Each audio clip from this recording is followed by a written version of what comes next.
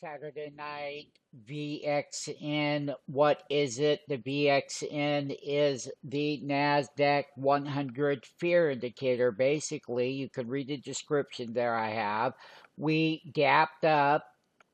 We pulled back on Friday to hit support. So we're below that trend line. If we break above 25, the markets are going to sell higher.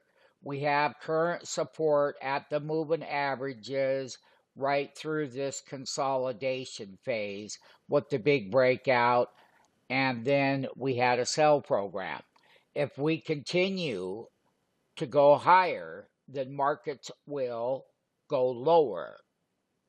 So I want all traders, once again, and an innocent investor. This is a daily chart. It starts with the gap down on the Friday recovery jobs report.